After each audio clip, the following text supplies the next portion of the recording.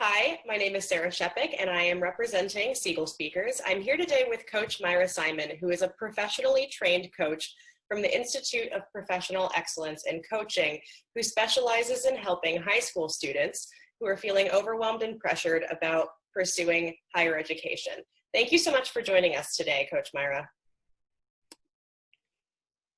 Oh, Sarah, thank you so much for having me. How did you find your way towards becoming an IPEC coach, and how long have you been doing this type of work? Well, I've actually, so it's sort of a two-part question because I've been a coach and graduated from IPEC since 2010. So I found my way there because actually I didn't even realize that coaching was something that I was sort of naturally doing in the profession that I was in previously, which was radio broadcasting. I was in sales and I managed teams and individuals. And my favorite part of working with them was being able to find out what their goals were, what they wanted to accomplish, how to be able to help them accomplish the goals of the organization while also staying true to their own individual goals and talents and skills. And I didn't even know coaching was like a thing or a profession until one of the companies I worked for hired executive coaches. And I was like, oh my God, this is the coolest thing ever. This is exactly what I love to do and want to do. So I did research. I found out there was an organization called the International Coaching Federation. I found a school that was accredited by that organization, which was IPEC. I went, I did the program for 9 months while I was still working, and I've been coaching ever since. And about 6.5 years ago, I combined coaching with getting a certification in college counseling. And so that's how I ended up marrying the two. What benefits can a coach provide that parents may want to consider?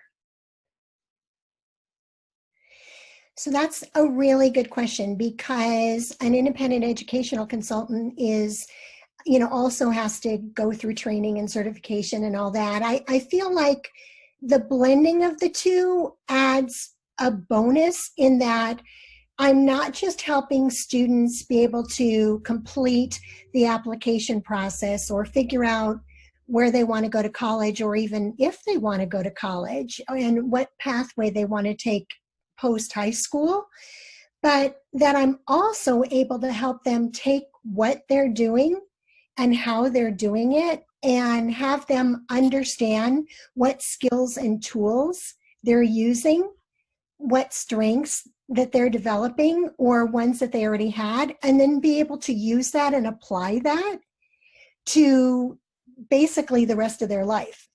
Because IPEC has many sayings, but one of their sayings is how you do one thing is how you do everything.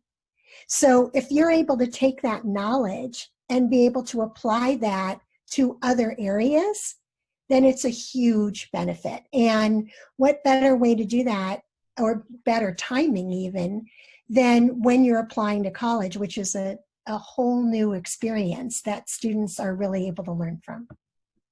What are some of the most common questions that you hear from students and parents about college readiness? Well, you have to ask that pre-COVID and now, if that makes sense, because pre-COVID, it was mostly questions like, well, what extracurricular activities do colleges look for in a student? Which, P.S., there are no magic activities. It's really just about the student doing what they love and being able to express that on the application. But, questions about what kind of activities, or does my student need to take the SAT and the ACT, or do they just take one, or when is it best to take that? So those were the common questions. Now the questions have gotten much bigger and broader.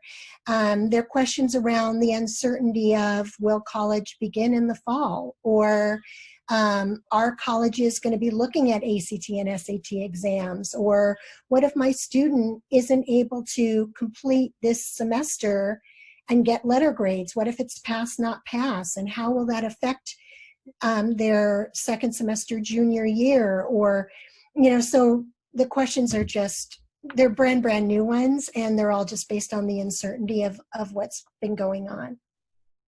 Have you already seen COVID-19 make an impact on how students are preparing for college? Yes, I really have. Well, let's see, not necessarily how they're preparing, because if they are wanting to go to college, the preparation is still similar in that they still need to figure out where they want to go. They still need to figure out what's important to them and why, so they can choose colleges to apply to that, will end up being the best fit for them. They still need to put together a balanced list of colleges that represent a wide range of freshman profiles and admit rates, vis-a-vis the student's own profile. Where COVID is affecting that is that, again, with all the uncertainty, I feel like students need to have a much broader profile of what that looks like.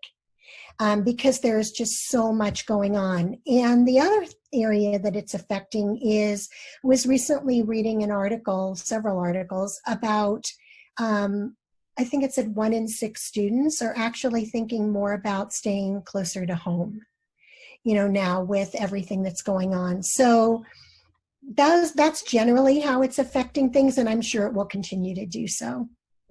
Has your business been affected by current events? It's been affected in the obvious ways, in that I started my business going one-to-one with students, working with them in person and going to where they are to meet with them. I work with students outside of the area that I live, and so those students I've always worked with virtually, but because of COVID, now my business is 100% virtual. Do you believe that the virus will have any short-term impact on how colleges and universities prepare for a student arrival? Yes, absolutely. That's something that's already happening. And I've sat in on, oh my gosh, countless webinars, as many as I can find, talking about what that will look like, and hearing from different colleges and hearing from different educators and experts in the field. And, right now it's sort of everybody's best guess as to what that will look like and what will be affected.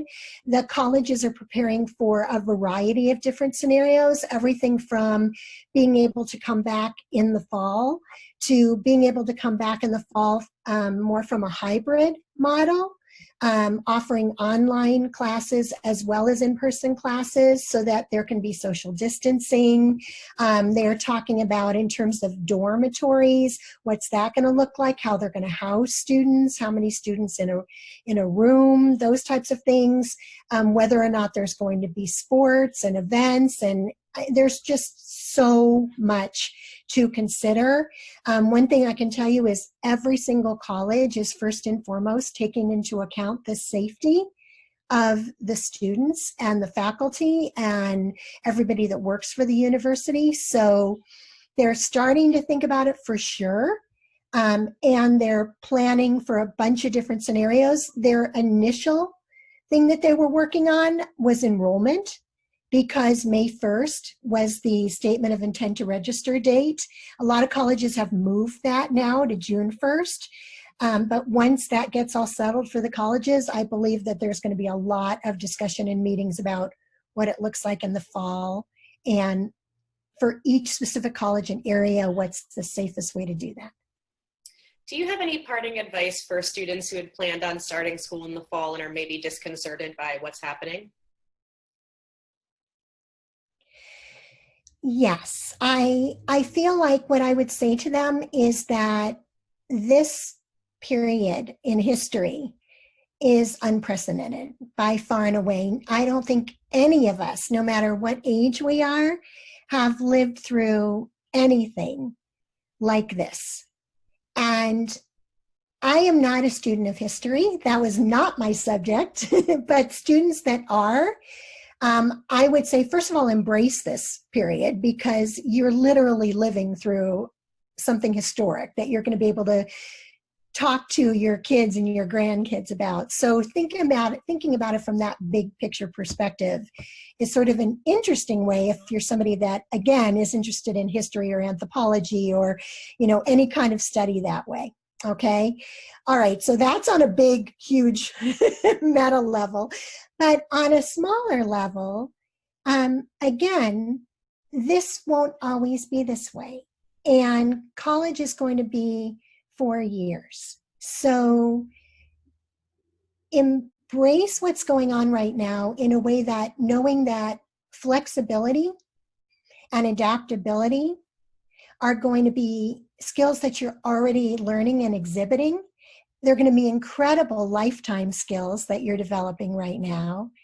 And just think about it in terms of, again, both that you've got 4 years to go through college, but also breaking it down into the smaller parts and just sort of dealing with things as they come.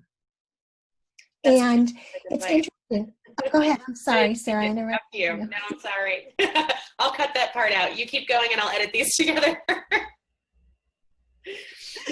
No, what I was going to say was it's fascinating because you asked me that question and it's been on my mind so much with my seniors, especially that are, going off to college and have missed so much of the back end of their high school experience. And I just wrote a blog about it too. And it was just a very hopeful blog because with all that they're going through, their optimism and creativity that they're displaying, and again, their adaptability and their flexibility and their resilience is just remarkable. And to think that those are the people that are going to be, basically leading our country and in positions to be able to affect change after having gone through this, to me, that's really exciting and really hopeful because these are amazing young people. Well, thank you so much for your time today, Coach Mira. We really appreciate it. If you would like to learn more about what Coach Mira does or to read her blog, you can visit her website at coachmira.com. Thank you so much for taking the time today. Thank you for inviting me. Have a great day. Thank you.